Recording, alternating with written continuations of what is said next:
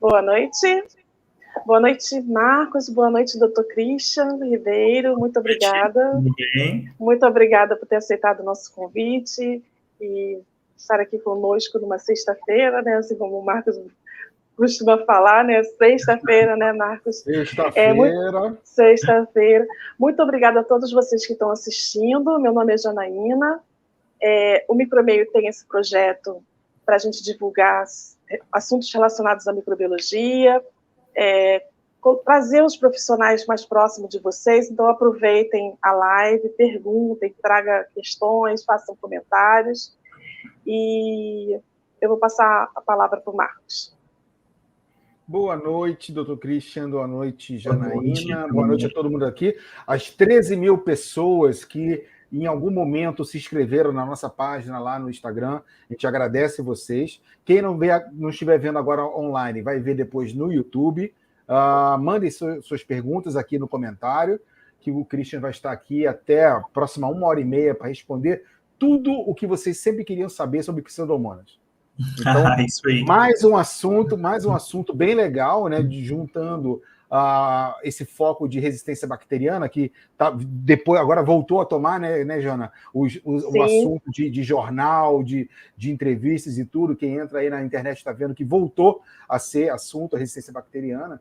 E aí, em cima disso, o Dr. Christian Ribeiro, vou falar agora dele, apresentando ele. Christian Ribeiro é biomédico, professor e microbiologista, e ele fez microbiologia pela PUC de Minas, e ele faz mestrando em ciências farmacêuticas pela Universidade de Vila Velha, no Espírito Santo. Então, nada mais do que uma pessoa altamente gabaritada, que está no meio, fazendo pesquisa, para falar da gente sobre infecções de pseudomonas de difícil tratamento. Será que o Christian vai falar para a gente daquele antibiograma que você faz assim, um antibiograma tudo resistente, e aí você fala assim, vou matar a bactéria com sapato, vou dar uma sapatada na bactéria, porque é tudo resistente. O que fazer? E eu até comentei com ele antes, né, que a bactéria é mais cheirosa, né, da microbiologia, né, que a gente não pode tirar da bactéria, não, mas sem dúvida... Esse negócio de cheiro de uva, eu nunca entendi esse cheiro de uva, nunca senti. E hoje em dia dando trabalho para a gente aí nessa resistência, né?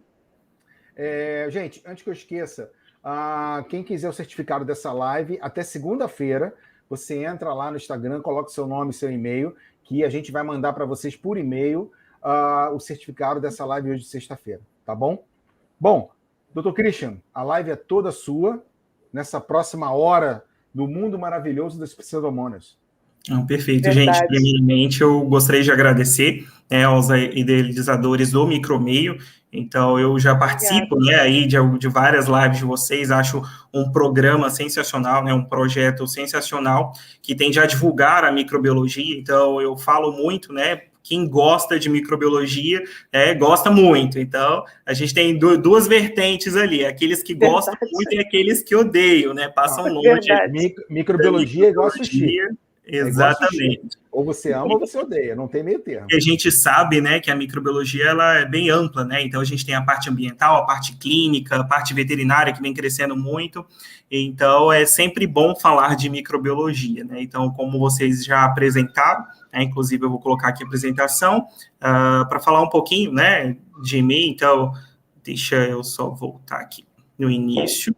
Então, como o Marcos, né, já falou anteriormente, eu sou biomédico, eu sou do estado do Espírito Santo, né, então algumas pessoas não conhecem aqui o estado do Espírito Santo, é um estado relativamente pequeno, né, no Sudeste, então eu sou biomédico daqui, graduado pela Faculdade de Ciências Biomédicas aqui no estado, sou especialista em microbiologia pela PUC Minas, e agora eu faço um mestrado em ciências farmacêuticas pela Universidade de Vila Velha, né, a universidade aqui da minha cidade, também no estado do Espírito Santo. Tenho um pouquinho de carga aí de 10 anos de experiência de bancada de microbiologia, então trabalho atualmente com a microbiologia clínica, né, na rede meridional, uma rede de hospitais aqui no estado do Espírito Santo, né, e que também tem crescido através da Cora Saúde a nível nacional.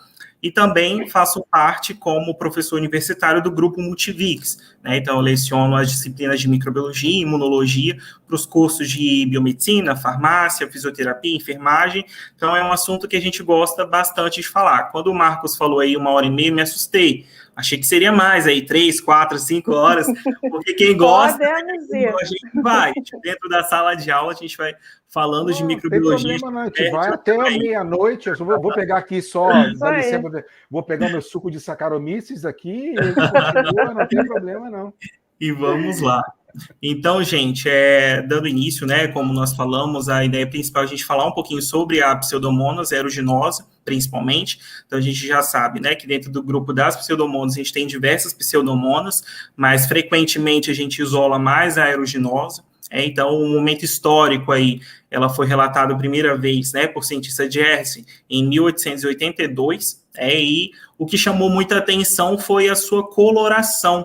O pigmento, né, que para gente que trabalha tanto na bancada, nas análises clínicas, mas também com pesquisa, a gente sabe que o pigmento da Pseudomonas é algo que é muito característico dela, né? Então, esse pus esverdeado, essa tonalidade esverdeado, azulado, até coloquei aqui esse slide, né, com essas tonalidades para poder lembrar ali, né, a pioverdina, a piocianina, tudo que é produto ali característico da Pseudomonas, né? Então, a Pseudomonas ela é encontrada em alguns reservatórios, né, para infecção, então águas de pia, equipamento respiratório, né, a gente encontra bastante Pseudomonas aeruginosa, ela acaba colonizando esses locais, e aí acaba sendo um grande problema dentro do ambiente hospitalar, uma vez que é uma bactéria, que ela tem ali como habitat o solo, água, então ela acaba ficando ali no ambiente hospitalar e a gente tem, né, algumas infecções relacionadas ao serviço de saúde, né, por Pseudomonas. Mas lembrando, né, que ela não é uma bactéria exclusiva do hospital. Hoje a gente também já vê a Pseudomonas causando aí algumas infecções, como, por exemplo, otite, que é um dos principais patógenos que a gente também encontra na comunidade, né, relacionado aí a Pseudomonas.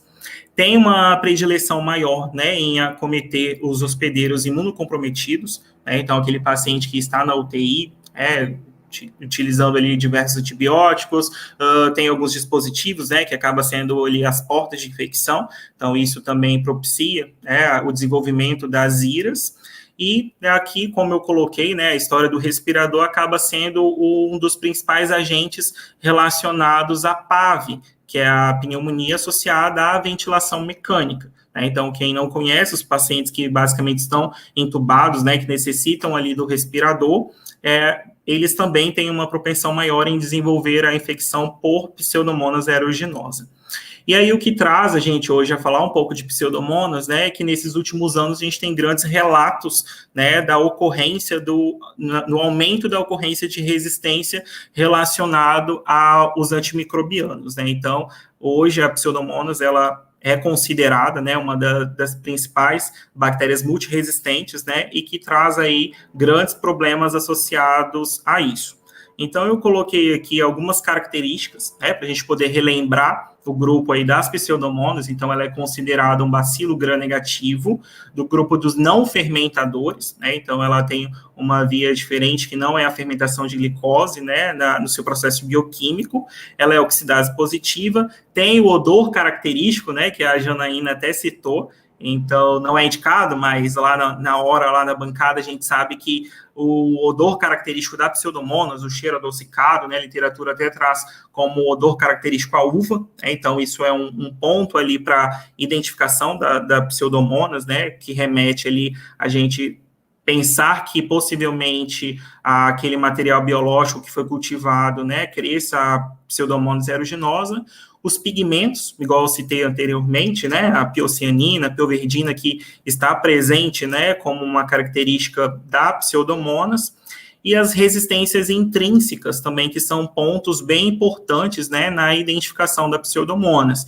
Então, ela tem uma resistência intrínseca, né, a ampicilina, a ertapenem, né? Então, o carbapenem é importante para tratamento, mas que não tem ação, né, contra a Pseudomonas aeruginosa, e também ceftriaxona e tigecyclina, né? Então, nós vamos ver mais à frente, né, que o tratamento, basicamente, deve ser utilizado as drogas, né, que combaterão as pseudomonas, né, e essas drogas que têm resistência intrínseca, elas não devem ser utilizadas. No ano de 2017, né, a Organização Mundial de Saúde citou alguns micro-organismos, né, algumas bactérias que trazem aí grandes dores de cabeça associadas às infecções diversas, né, e dentre elas, né, nós temos aqui a Pseudomonas aeruginosa.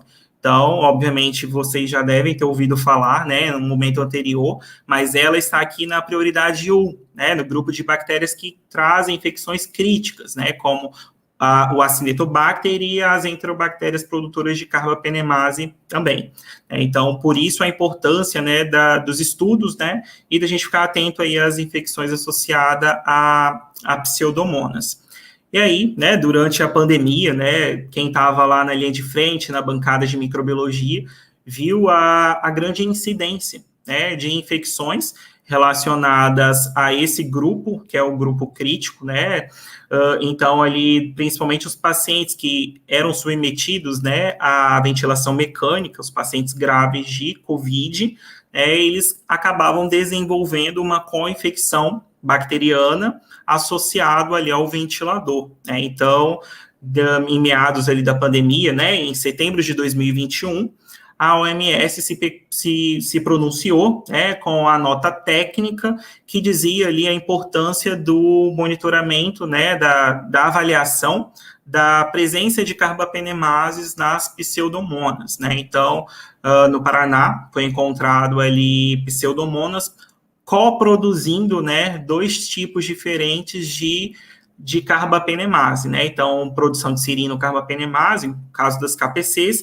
e metalo-beta-lactamase ali nos casos de NDM, né? O que chamou muita atenção para quem estava lá na bancada de microbiologia, porque rotineiramente, né, não tinha ali o hábito, né, de se avaliar a presença de carbapenemase.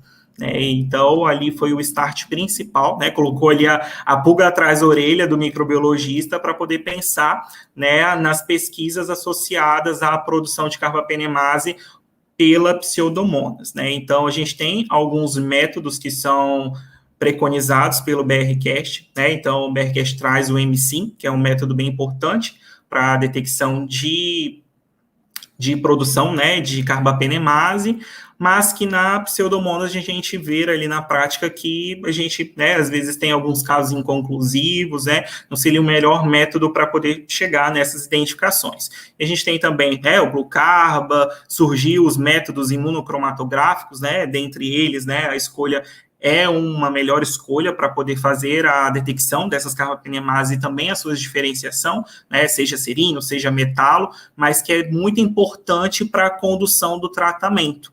Então, eu vou falar isso mais à frente, porque determinando o tipo de carbapenemase presente nessas cepas, o clínico, né, o infectologista, ele consegue conduzir o melhor tratamento, né, a escolher ali, obviamente, o melhor antimicrobiano para o tratamento dessas infecções.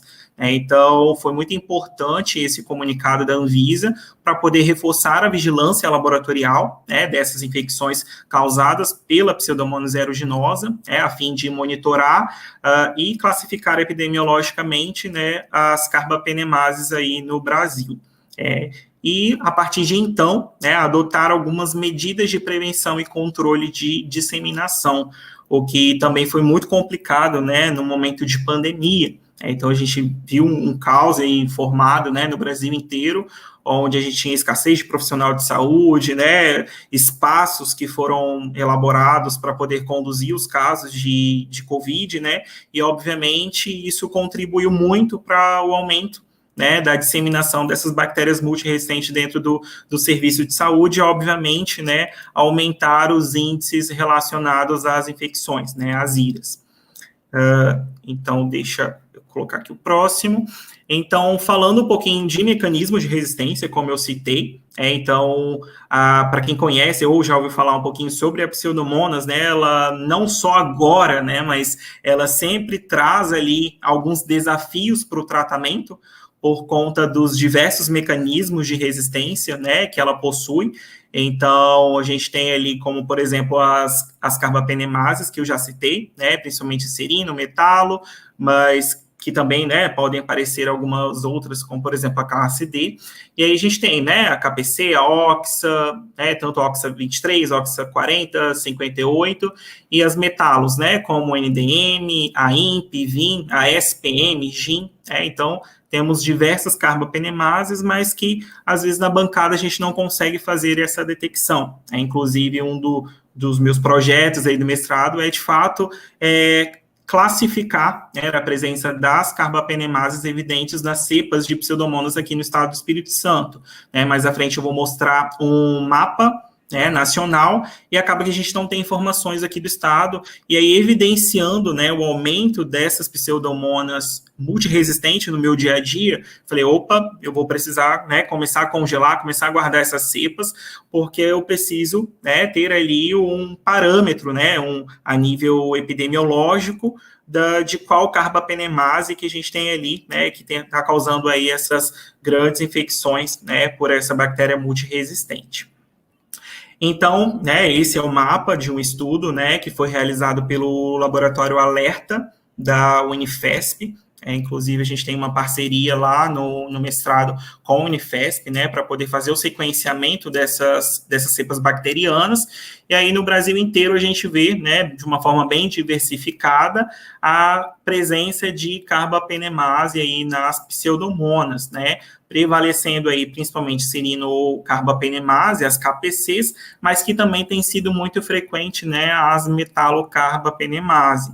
Então, as metalos que têm sido também, né, um grande desafio por conta da utilização de ceftazidima avibactam, que é um grande antimicrobiano que surgiu aí, né, nos últimos 6, 7 anos, né, a partir de 2017 surgiu no Brasil, e que foi, né, e que tem sido utilizado, né, como uma droga de escolha para o tratamento dessas bactérias produtoras de carbapenemase, né, mas que na maioria das vezes o tratamento ideal, né, é pela produção de KPC, de serino, KPC, e que também, né, deve ser avaliado porque resistências também já surgiram, né, então, mas que quando a gente tem uma metalo, a gente sabe que não existe, né, a possibilidade de utilização. Então, a grande preocupação surgiu porque, né, a ceftazidima avibactam seria uma droga de escolha, principalmente para tratar ali as pneumonias associadas à ventilação mecânica, e acabou não sendo mais, né, por conta aí da detecção, né, da incidência de metalo-beta-lactamase. Tá? Então, esse é o panorama, né, a nível mundial. E aí, falando, né, das infecções causadas por pseudomonas, né, o que a gente tem ali nas IRAs, né? Então, como eu disse anteriormente, as IRAs são as infecções relacionadas à assistência à saúde, então, principalmente o paciente que ele está hospitalizado, né, ele começa a ser invadido, seja por uma sonda urinária, seja por um catéter, e isso contribui muito para que ele, né, desenvolva alguma infecção naquele serviço de saúde. Né? Então, essas infecções estão relacionadas àquele cuidado e as medidas que devem ser adotadas, né, obviamente, para a redução dessas infecções. E aí tem esse artigo, que é um artigo de 2019, que cita, né, a presença ali das principais bactérias associadas a IRAS, e aqui eu trago, né, a importância da Pseudomonas aeruginosa. Então, vejam que nesse gráfico, né, a gente tem aí como top 1 a Pseudomonas aeruginosa. Esse é um estudo feito, né, a nível global, então, América, Europa, tudo, né, está aqui dentro, incluso, né, dentro dessa pesquisa.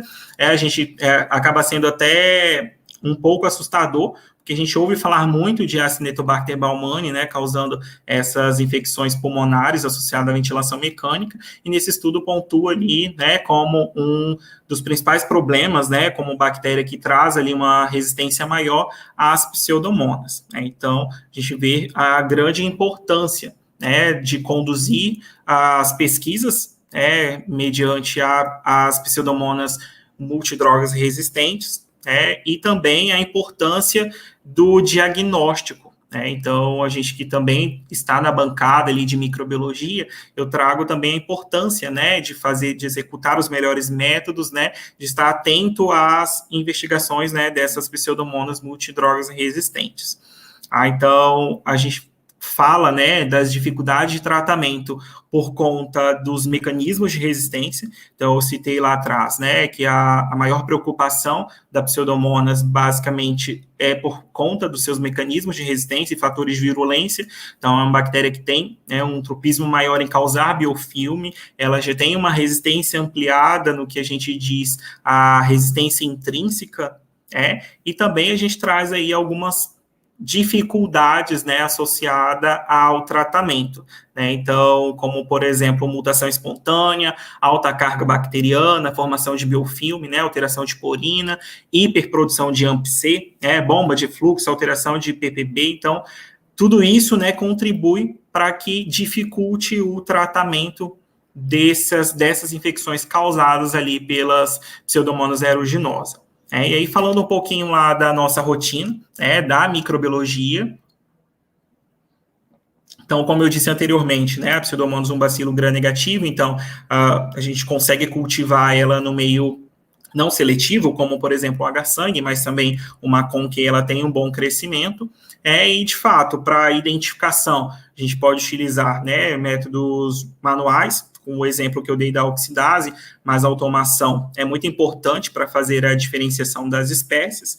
Então, a depender do sítio de infecção, igual eu citei anteriormente, que geralmente ela está mais envolvida com as infecções hospitalares. Então, a gente pensa o quê? Nas PAVs, nas infecções urinárias, nas infecções de escaras, o paciente que às vezes fica ali hospitalizado por muito tempo, desenvolve escara, então a Pseudomonas, ela acaba acometendo aquelas infecções, um lugar úmido, com bastante nutriente, então ela consegue causar biofilme, causar infecções naqueles locais, pé diabético muito frequente, osteomielite, então tudo isso a gente tem, o aparecimento, surgimento ali diário na bancada da Pseudomonas causando essas diversas infecções.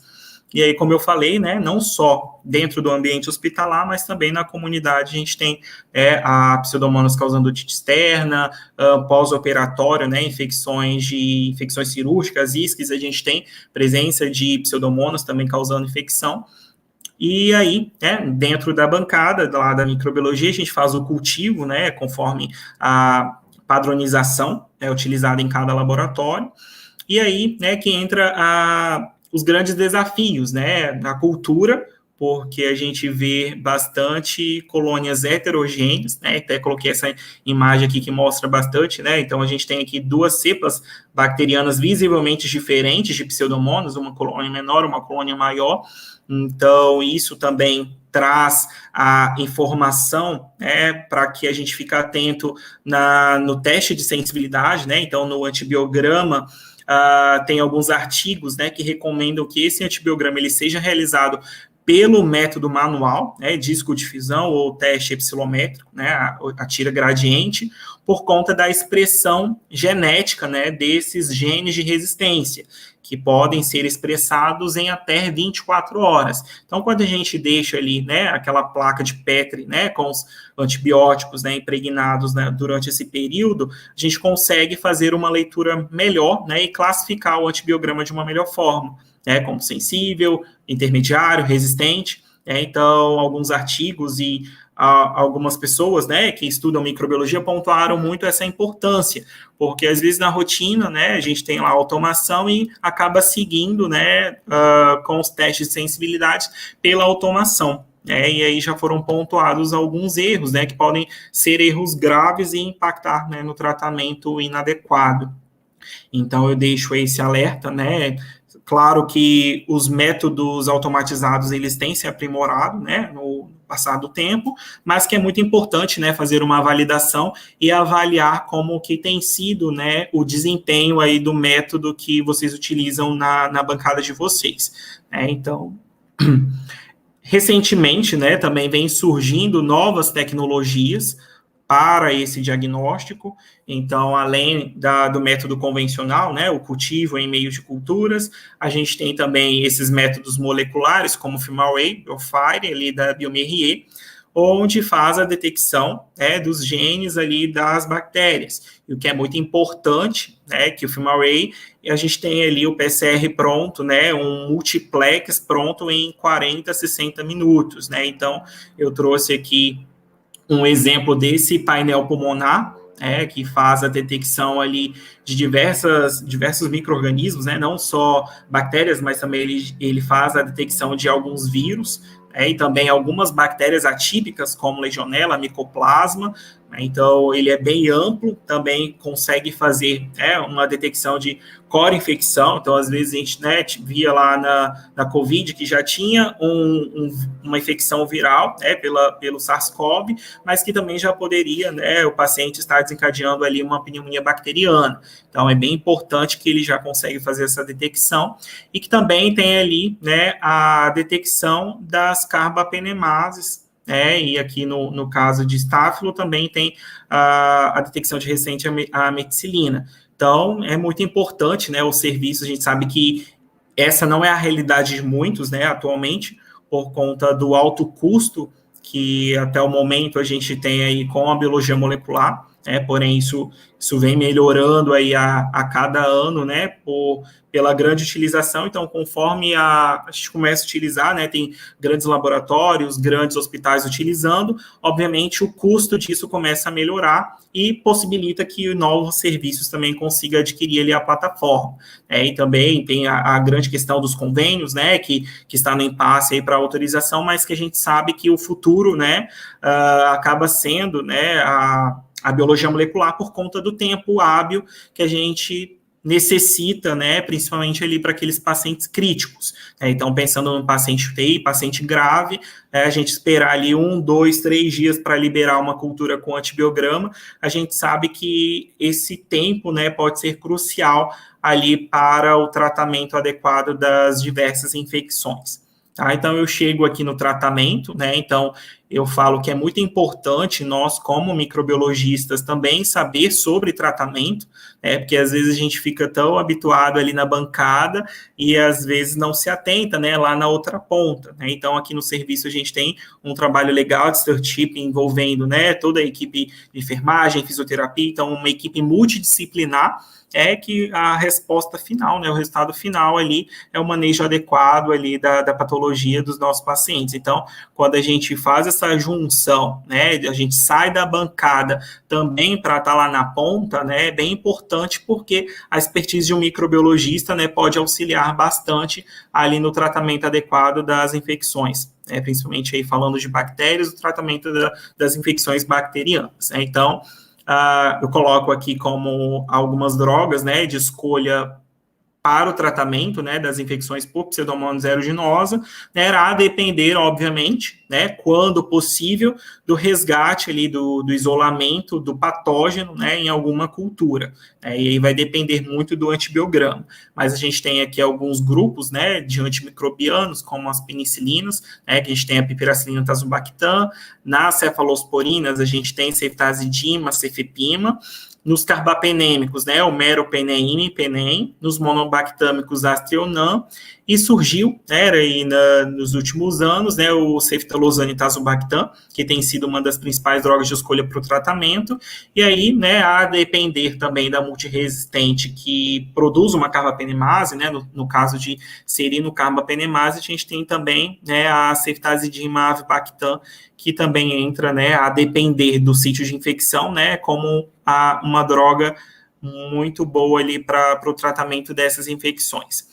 Eu trago esse fluxograma, também de um artigo bem importante, do Merino, que traz, algumas possibilidades de tratamento a depender, dessas infecções. Então, aqui é bem específico, para o tratamento das pneumonias, no serviço hospitalar. E aí, inclusive aconteceu comigo recentemente, igual a Janaína falou, vão trazer aí as pseudomonas, mostrar aí aquela foto da imagem, da bactéria toda resistente, e que de fato isso tem aparecido com frequência, no nosso dia a dia. E aí, basicamente, eu até trouxe aí um laudo do antibiograma que eu vou mostrar para vocês. Deixa eu passar aqui. Que traz, né, basicamente toda essa resistência aí. Então, e aí nesse caso aí que aconteceu nessa última semana, inclusive, a cepa, ela também era resistente à polimixina B, que na maioria das vezes é uma droga que é utilizada, né, não tem tanto sucesso, mas quando a gente, né, se depara com um antibiograma desse daqui, a gente sabe que, né, acaba sendo uma das únicas drogas de escolha. Mas essa cepa, né, que eu estou falando aí dessa pneumonia, ela também era resistente à poli B. E aí a médica ligou para o laboratório, né, e falou, né, o que vamos fazer, né, como conduzir essa infecção. E aí a importância desse estudo que eu mostrei para vocês, né, que a gente traz ali algumas possibilidades. E aí aqui diz, né, considerar a ceftazidime e avibactam com Astreonam.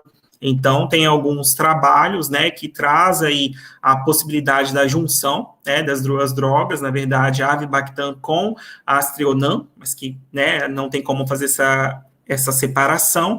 E também, né, lá na bancada de microbiologia, nós não tínhamos, né, agora já lançaram aí, a Lifochin já lançou, né, a junção da ceftazidime com a Astreonam, mas que basicamente isso aqui era feito, né, lá na nossa rotina. Então, a gente testava a ceftazidime, a avibactam sozinho, e testava, né, a Astreonam, e também aí a gente via, né, essas drogas juntas tendo um sucesso maior. Então, principalmente ali nos casos de metalo, né, beta-lactamase, a droga de escolha, né, o tratamento de escolha nesses casos aí que a gente tem, esses multiresistentes, basicamente, né, seria a possibilidade de juntar a ceftazidime avibactam com a Astreonam. E aí eu trago a importância, né, do microbiologista sempre estar atento, né, às pesquisas, né, e se possível também participar delas, né, porque a gente traz alguns resultados, né, como eu citei anteriormente, eu não tenho dados, né, aqui do Espírito Santo, e eu vi a necessidade de levar isso, né, de trazer essas informações a critério epidemiológico para a gente saber ali o que tem rolado aqui no estado, tá? E aí, eu trouxe alguns casos clínicos aqui para a gente discutir e também acabar enfatizando alguns pontos que são bem importantes, principalmente quando a gente se depara com um antibiograma desse, né? É até bom, né, a gente, quando tem uma cepa dessa no laboratório, que ela é uma cepa muito sensível, né? E que algumas pessoas ainda, né, olham assim e pensam, nossa, tudo intermediário. E aí, recentemente, né, a gente teve aí a implantação do BRCast. Então, o BRCast, ele traz, né, alguns pontos de corte arbitrário, principalmente aí para as pseudomonas, né, e classifica alguns dos antimicrobianos, né, como intermediário. Então, é muito importante a gente também falar sobre isso, porque esse intermediário é o sensível com aumento de exposição. E que, às vezes, né, alguns trabalhos também já saíram falando sobre, né, essa grande questão da falha de comunicação desse novo intermediário, onde o clínico se depara com o antibiograma desse e pensa, opa, sensível aqui eu tenho amicacina e meropenem, então seriam as drogas de escolha, onde na verdade a gente tem aqui uma pseudomonas, né, multissensível, posso utilizar a cefepime, posso utilizar a quinolona, né, dependendo ali do sítio de infecção, que obviamente a gente vai ter sucesso, mas o conceito, né, do antigo intermediário, ele ainda é disseminado dentro da rotina. Então, é muito importante a comunicação, e também eu coloco aqui, que é um critério também muito importante, a nota no laudo, né? Então, para poder deixar isso claro. Então, mesmo que às vezes ali na correria do dia a dia eles não consigam parar para ler essas informações, mas a gente consegue, né, com uma educação continuada, cada vez mais incluir essas informações no laudo de microbiologia.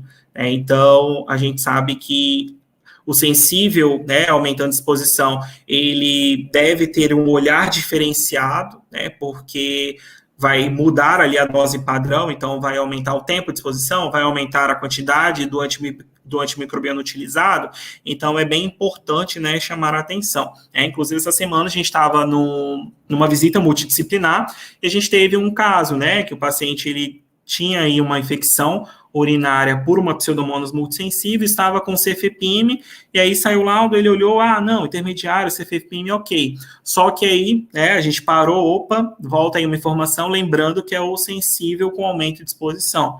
E aí, né, ele precisou fazer ali um ajuste, né, pensando ali na possibilidade, né, do tratamento dessa Pseudomonas com cefepime. Né? Então, o aumentor ali colocou dose dobrada por conta ali do aumento de exposição. Então, essa informação é uma informação que deve ser divulgada, né, dentro ali da equipe médica, para que a gente também tenha um sucesso terapêutico, né, no tratamento adequado ali dos nossos pacientes. E aí, eu já até comentei, né, desse antibiograma ali anteriormente, mas que basicamente culmina lá com a informação, né, trazida pelaquela nota técnica da Anvisa.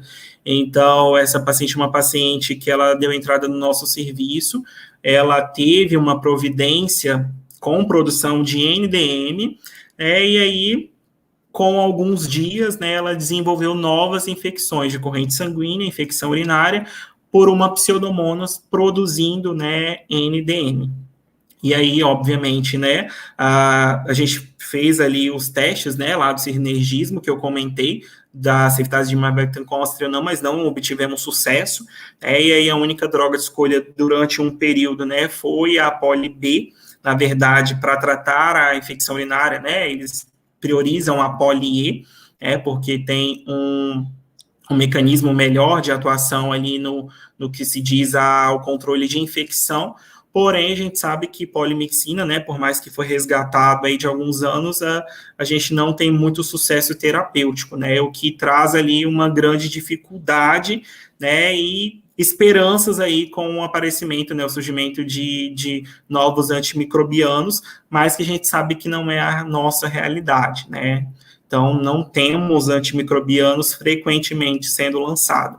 E aí, a cada dia, né, a gente tem incidências maiores, né, de pseudomonas iguais a essa, de enterobactérias produzindo cada vez mais carbapenemases diferentes, coproduzindo carbapenemases, e isso, né, traz o desfecho negativo, que é, né, o tratamento adequado ali das infecções. Então, para algumas pessoas, né, quando a gente fala que a gente tem bactérias que não tem antimicrobiano sensível a elas, as pessoas se assustam, né, porque, nossa, mas tem tantos antibióticos, tanta classe de antimicrobiano, tem as drogas kamikazes, né, igual ceftazidime de ivermectin, piperacilina, tazobactam, que foram algumas junções, mas que a gente sabe que atualmente, né, cada vez mais tem aparecido essas bactérias multiresistentes, né, então, isso tem sido cada vez mais desafiador, tanto para o laboratório de microbiologia, né, pensando aqui, né, na implantação de novos métodos, né, como eu falei lá, a questão da automação, né, não utilizar automação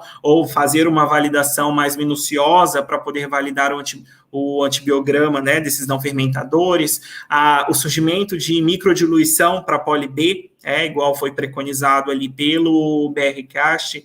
Então, tudo isso, né, que vem surgindo, que vem acrescentando na bancada de microbiologia, tem sido um grande desafio, né? Então, a gente foge ali daquele comum, do que a gente fazia anteriormente, coloca no equipamento, a gente tem um resultado mais fácil, né? E isso também vai demandando o quê? Um tempo. Porque a gente sabe que, por exemplo, para fazer uma microdiluição de Poli-B, a gente precisa de 24 horas, a depender do teste de carbapenemase, a gente também tem um tempo, né, e esse tempo impacta negativamente, né, no tratamento adequado lá do paciente. Então, tentar otimizar a rotina, né, então, entender o perfil microbiológico do seu serviço, né, a fim de tentar agilizar e entregar esse laudo aí com uma agilidade maior. E, se possível, né, utilizar lá os métodos de biologia molecular, como eu citei. Ok? Então, gente, basicamente era isso que eu tinha para trazer para vocês. Agora a gente abre para pergunta. Deixo aqui meu Instagram para quem quiser me seguir também. E meu e-mail, caso surjam algumas dúvidas, né, eu também fico à disposição. E aí, mais uma vez, agradeço aí a Janaína, o Marcos, o Micromeio, pelo convite, né? Fiquei extremamente lisonjeado e espero ter contribuído um pouquinho aí com vocês falando sobre Pseudomonas aeruginosa. A gente é que agradece, né? O Christian engatou a quinta e foi embora. Exato, tanta informação. e de importância para o canal, né? Acho que para o canal e para os microbiologistas, acho que hoje a gente falava em análise microbiológica, a gente faz estudo, né, microbiológico, porque a microbiologia sempre foi um pouco diferenciada nos demais setores do laboratório, e ainda mais agora, né, porque a gente está com vários desafios e acho que cada vez mais resistência é um assunto que vai ser atual sempre, porque qualquer antibiótico que já chega quase que resistente, né? Porque a bactéria está numa velocidade absurda para se modificar e se manter viva, né? Que eu acho que eu sempre falo, os seres vivos fazem isso, né? Que buscam viver. E aí, de qualquer forma, é a maneira como eles fazem para... Então, assim, vale a consciência da gente e tudo, assim, que você falou aí, né? A atualização do profissional, a participação dentro de toda o corpo técnico ali do hospital, desde o início até o final. E uma coisa que me chamou a atenção, que a gente precisa falar dentro do laboratório clínico, é aquele primordial ali, quando você mostra aquela placa que tem 2 bactérias ali de tamanhos diferentes, é uma coisa simples, mas que é de extrema importância, que ali começa, né? Então, se você não tem isso definido para posteriormente, você perde muito tempo. Então, esse isolado ali, essa diferença, né, isso é muito importante para quem está assistindo e quem está em laboratório. E eu sempre digo assim, a gente sempre fala aqui, né, Marcos, em relação ao laboratório manual e de tecnologia, né? Uma microbiologia bem feita num laboratório manual equivale a uma microbiologia de um serviço que tenha padrão, né, um custo maior, né, rico, vamos dizer assim. Mas é claro que o tempo é muito menor quando você tem um equipamento, quando você tem certas tecnologias, embora algumas bactérias nem se utilizam delas, né, que é o caso da Pseudomonas no teste de sensibilidade, por exemplo. Né, a gente não tem essa... E o teste molecular, a gente sabe que olhar para o teste molecular é diferente na hora desse resultado, né? Enfim, excelente, assim, né? São vários pontos aí que você colocou de uma forma muito simples, né? Um assunto que é de extrema, como é que se diz, dificuldade, né, assim, porque tem, né, quando a gente fala de resistência, a gente respira, né, antibiótico e mecanismo de resistência, todo microbiologista dá aquela, né, e de uma forma muito clara. Eu te agradeço muito, e vamos ver se tem pergunta, se o Marcos tem as considerações dele aí em relação à palestra. Tem pergunta? Tem a pergunta, tem a pergunta aqui da Maria Lúcia. Aqui, já está na tela. Consegue ler? Professor, no hospital que você trabalha, existe a dificuldade de prescritor conhecer o conceito de PKPD para tratar os diversos sítios de infecção? Sim. Isso é uma grande dificuldade, né? A gente sabe que hoje, né, a maioria do serviço não desprende, né, de um farmacêutico clínico que fica ali, né, bem focado nessa condução de antibiótico-terapia, pensando em tabela de PKPD, né, pensando de uma forma mais exclusiva, e a gente sabe que esses desafios, né, eles existem.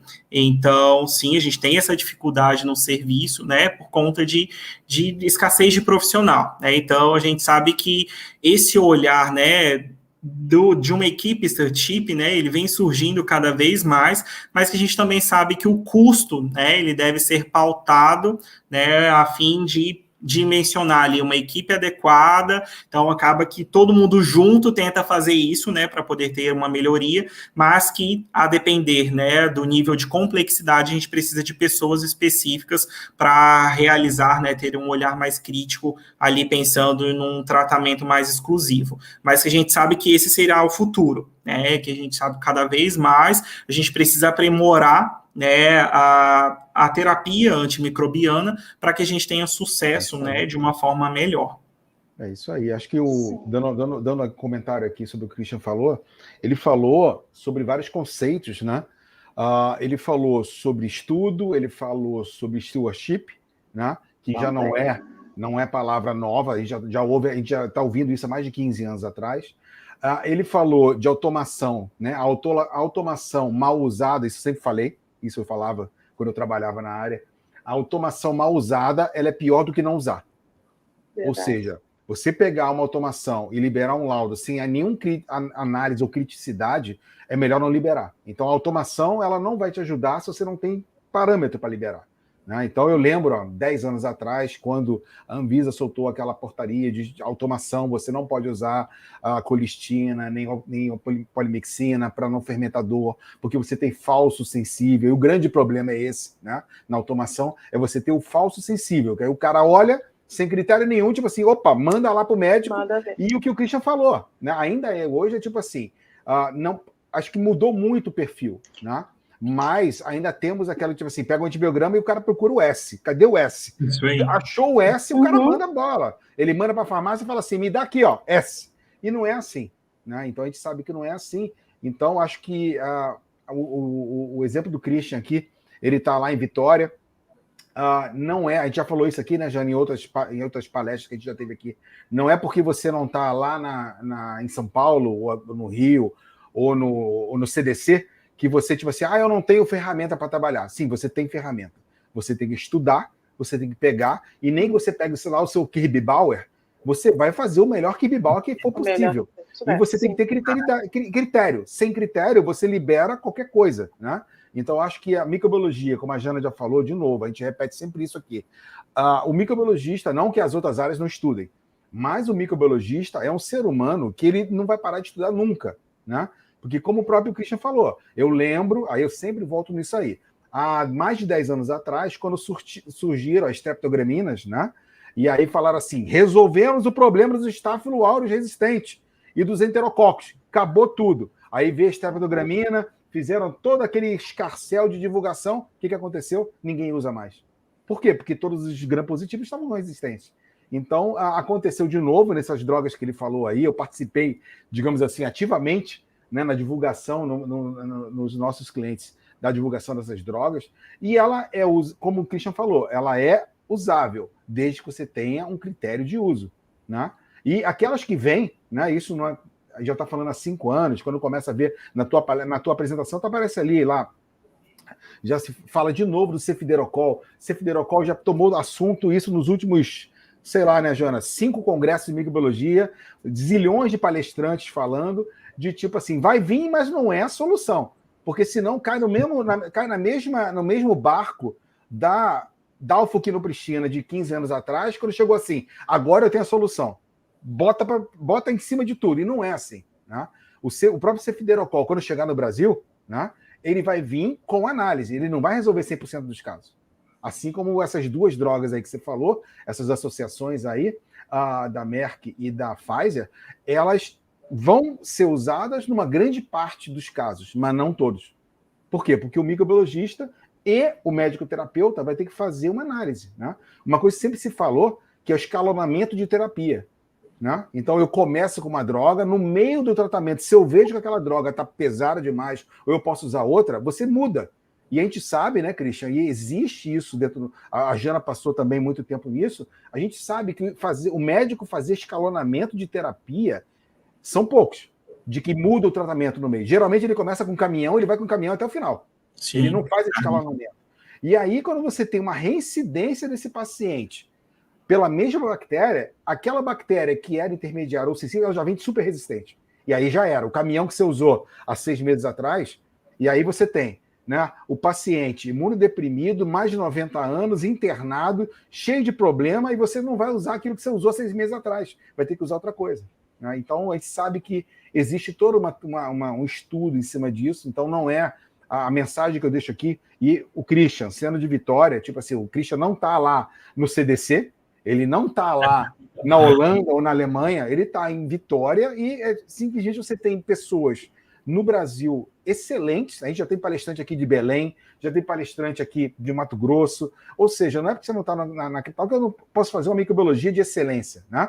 O FilmArray e outros que vêm por aí, daqui a Gen também, que é o mesmo estilo, é para todo mundo? Hoje não é. Pelo custo e por aí. Então, é o futuro. Né? Aí eu volto de novo, né, Jana? Eu sempre volto nisso. O PCR é um vovô. Não, vovô também não. Eu já virei uma múmia. O PCR é um quarentão. O PCR Tivemos a palestra do Dr. Ivano, né, que conta essa semana, né, nós tivemos uma palestra de detecção molecular, né? Indo para cinquentão. E é verdade. Ele não é hoje ainda, tipo, farofa, não é arroz de festa. Não é em todo lugar, né? E aí você vê, pô, Marcos, mas, pô, década de 70, cara, 80 ali que ele foi... mas não é para todo mundo. Então a gente sabe que existe quem tem o FilmArray, quem tem QIAGEN para trabalhar, pô, show de bola. Mas mesmo assim, eu tenho que ter um resultado de biomol aliado com a microbiologia de Bancara para poder passar para o médico prescritor a coisa mais, digamos assim, simples possível. Você falou ali, e é uma coisa que eu lembrei da minha época ainda, e a Jana fatalmente estava isso na bancada, é a famosa nota de rodapé. Quando Sim. você coloca o antibiograma, né? Beleza, ERS até o final, e você coloca a nota de rodapé com 15 linhas, ninguém lê, né? Mas isso aí é importante. Quando eu trabalhei com automação, tipo assim, você tem um campo para colocar aqui nota de rodapé. E o questionamento que eu fazia, até com os key opinion leaders, com as pessoas que estavam no congresso, é tipo, gente, cada vez mais eu tenho que colocar nota de rodapé. Porque aquilo ali eu tenho que explicar para o médico. E aí a minha pergunta é justamente que eu fazia para todo mundo. Será que o cara que está lá na terapêutica, dentro do hospital, escolhendo com a farmácia qual é a droga que ele vai usar naquele paciente, de madrugada, o cara está olhando o rodapé? Ele vai ler aquilo ali? Sim, vai ter muita gente que vai ler. É todo mundo? Talvez não. E aí a informação, só para finalizar, tipo assim, quanto mais informação você tem que ter, mas a informação tem que ser usada. Porque informação sem recepção da informação, ela não é nada. Fica perdida, né? Sim. A gente tem duas perguntas, né? Deixa eu ver aqui. Mas eu acredito, doutor Christian, que também o serviço o que o Marcos falou, só complementando assim rápido, o CCH, com até a questão da pandemia, trouxe a visão do CCH muito forte, né? Então, eu acho que os hospitais, com com tudo isso que aconteceu, acaba melhorando, né? Essa conversa. Que pós-pandemia, a microbiologia, os infectologistas, todo esse infectologista, ambiente de vírus, fungo e bactéria, ele tomou uma proporção assim para dentro do hospital, acredito eu, tipo assim, nossa, isso é muito importante. Talvez não tivesse... E numa valorização dessas respostas, né, da microbiologia, né? Antes da pandemia não era tão valorizado. A microbiologia é aquele lugar fedido que estava lá com o autoclave fedendo a cultura e que tinha um monte de bactéria fedida que ninguém queria botar a mão. Talvez depois da Covid, que envolveu a microbiologista nos meios de comunicação tão grande, o que é um microbiologista, o microbiologista, e eu não estou falando só de bactéria, estou falando de bactéria, vírus e fungo. A gente deu, né? A Candida auris está aí. A Candida auris, ninguém falava 5 anos atrás de Candida auris. Hoje é uma realidade. Ou você tem que tomar cuidado para ela não aparecer, né? Então, acho legal. Tem uma pergunta da Raquel. Boa noite, time Micromeio. O multiplex é uma esperança para o sufoco de AMR. Pergunta. Tem-se conhecimento sobre algum serviço público em biologia molecular na ponta disponível? Ou seja, algum serviço público que usa tecnologia de biomol de ponta? Sim. Sim. Aqui no fato do LACEN, né, está em processo de validação, mas eu acho que a Anvisa, né, tem priorizado os LACENs de fato para isso, né, para ter um suporte aí a nível nacional. A gente sabe que, às vezes, o serviço não tem, mas a gente tem um serviço de referência do LACEN, que obviamente está no processo de implantação. A Raquel está perguntando aqui de um teste comercial ou um teste in-house, né? Na segunda-feira a gente viu que a Fiocruz tem toda a bagagem para fazer testes in-house, né? Para fazer uma análise de uma cepa que for mandada para lá no NCQS. Agora, eu não sei se ela está falando comercialmente, se um serviço público já tem QIAGEN ou Biomirré, existe. Eu não vou falar para você agora exatamente quem é, mas existe. Já tem alguns lugares que já abriram licitação para usar e já usam a metodologia de um PCR real-time multiplex de 1 hora para você trabalhar. Já tem. Raquel, depois você diz para a gente de onde você é, se for possível, né, para também a gente ter essa visão. O doutor Christian está falando, como a gente viu, você deve ter acompanhado aqui, mas quem chegou agora, de Vitória, Espírito Santo, né? Então, os serviços realmente mudam, né? Nos outros hospitais, vocês não têm aí em Vitória, no Espírito Santo? Alguns sim. Nos que eu atuo, não, mas já existem alguns que já contemplam o serviço, sim. Tá. Desculpa, é Vila Velha, né? Me corrigiram aqui. Isso, Vila Velha. Ali do lado de Vitória. Do lado, bem do lado. Passou a ponte. A ponte, isso ali. aí. Verdade. O diretor é exigente, Maria Lúcia, em caso de Pseudomonas aeruginosa resistente aos carbapenêmicos, mais sensível às cefalosporinas e monobactam, posso afirmar, então, que essa resistência é por outro mecanismo que não é KPC? Provavelmente, né? Então a gente tem ali, igual eu citei, né? Bomba de fluxo, permeabilidade de membrana, então tudo isso, né? Que traz ali a pseudomonas e que às vezes a gente vê um antibiograma meio maluco, né? Que tem ali uma resistência a carbapenêmico, mas traz ali sensibilidade aos demais grupos de antimicrobianos. Então, de fato, né? Obviamente vai ser alguns outros mecanismos que não sejam carbapenemase. Legal. Tem alguma outra pergunta? Não, por enquanto não. Eu tenho só mais uma que seria as espécies, né? Foi falado, assim, da Pseudomonas aeruginosa, que era realmente a aula, mas você só tem o conhecimento das outras, como estão as resistências das outras espécies. É uma curiosidade.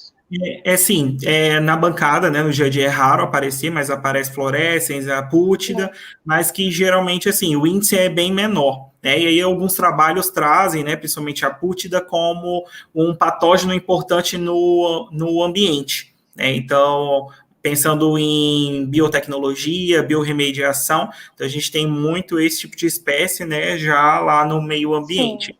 Mas no meio, né, hospitalar, no meio da microbiologia clínica, né, mais frequente a Pseudomonas aeruginosa. Na tua realidade aí, Christian, de Vitória, de Espírito Santo, qual seria hoje, assim, o que toma mais cuidado para fazer a terapia? Gram negativo ou gram positivo? Ou os dois? Gram negativo, com certeza. Gram negativo? A incidência é bem maior de gram negativo.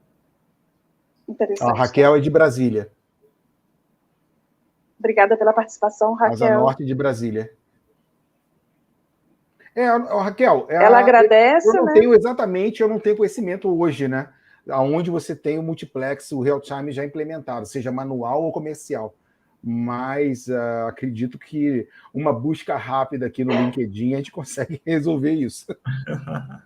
A gente pode disponibilizar depois para você também, se a gente tiver, né, Dr. Christian e Marcos, a gente passa para ela também.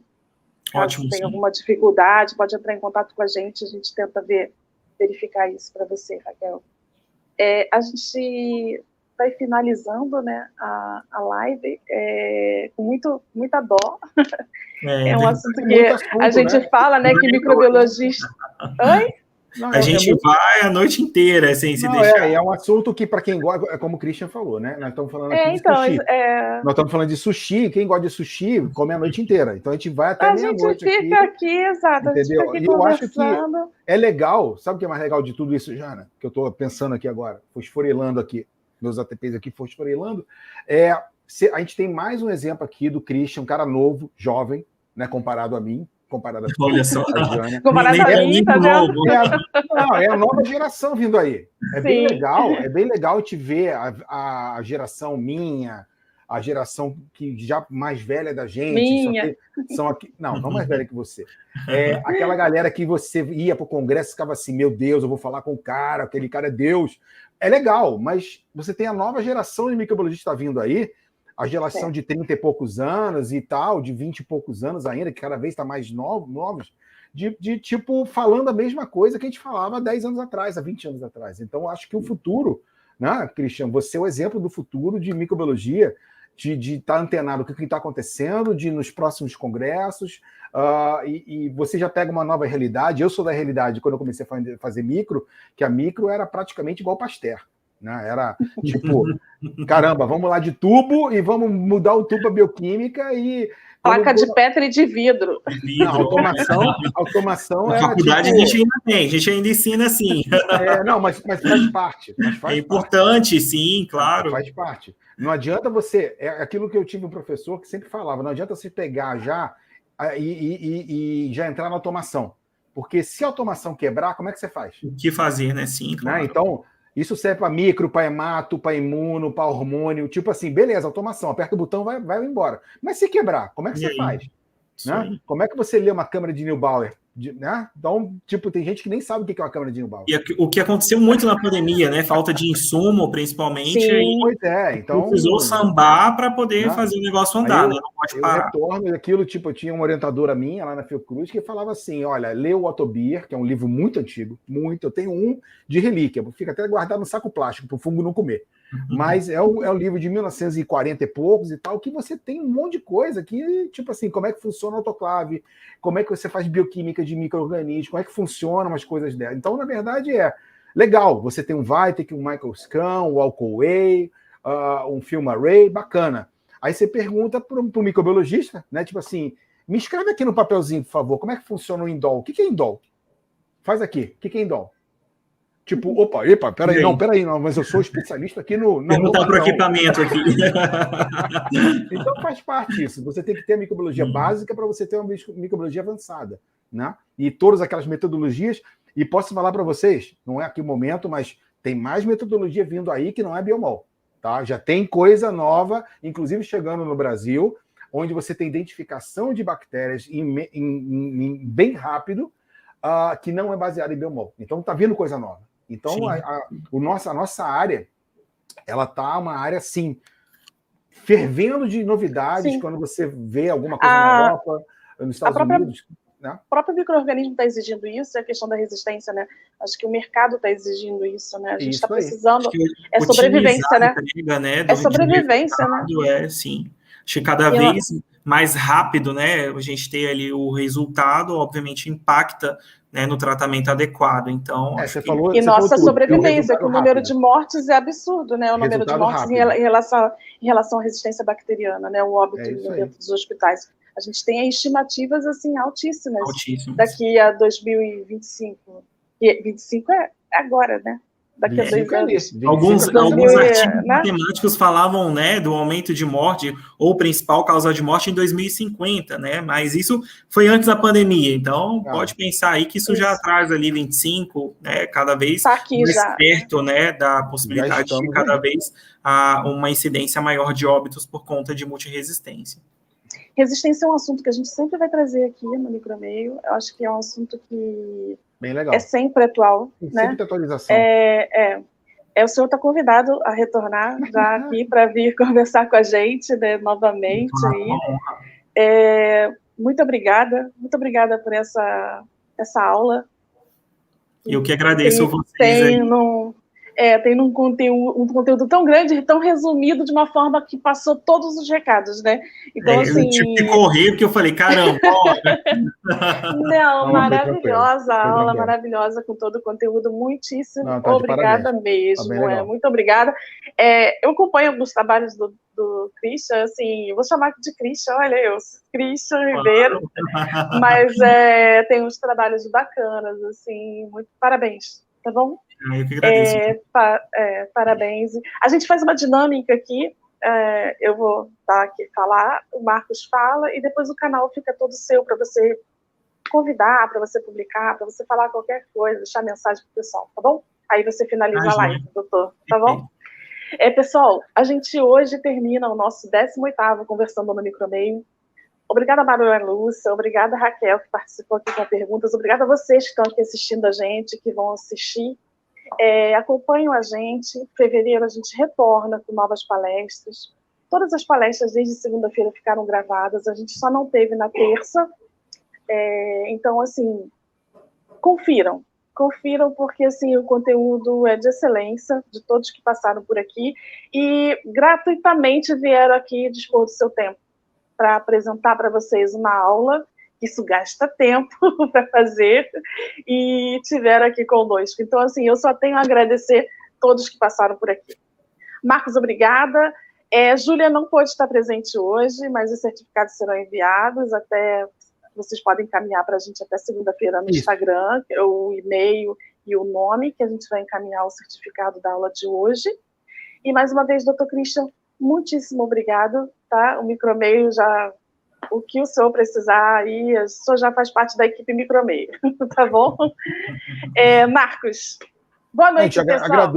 Agradeço a Janaína, Christian, a Gleidson, que está nos bastidores, todo mundo que está agora, 8h34 de uma sexta-feira calorenta aqui no Brasil, né, vendo aula de microbiologia online. Quem, de novo, quem quiser, quem perdeu, né, chegou atrasado, está preso no trânsito, entra lá no YouTube, tem todas as palestras dessa semana e todas as outras que a gente fez. Fevereiro vem mais e agradecemos a todo mundo, a comunidade de microbiologistas e biólogos, biomédicos, farmacêuticos e por aí vai, que está aqui prestigiando a gente dentro dos assuntos e das novas pessoas que estão surgindo para falar da nossa na área médica, veterinária, alimento, ambiental e por aí vai. Tá bom? Dr. Christian, feche a live. Obrigado aí, Janaína. Obrigado, Marcos, mais uma vez. Foi uma honra poder contribuir um pouco com vocês. Obrigado também a todos, né, que se fizeram presente aí numa sexta-feira à noite, mas que, obviamente, puderam absorver, né, um pouco aí sobre o conteúdo esboçado hoje. E qualquer dúvida também me coloco à disposição, né? Teremos aí novas lives e é muito importante, né, como o Marcos colocou, esse conhecimento, né, atualização. Sempre a gente, né, acaba absorvendo um pouco melhor, né, podendo modificar uma rotina, fazer um melhoramento, agilizar um resultado de uma cultura, né, e isso impacta, né, positivamente aí nos nossos pacientes, né, que a ciência, né, está aí, deve ser divulgada. Então, uma boa noite a todos, um bom final de semana e até logo, né? Vou dizer até logo, que Janaína já disse que eu faço parte da família. Faz parte da família. Vai voltar. Gente, obrigada. Boa noite. Abraços. A todos. Boa noite. Boa noite, gente.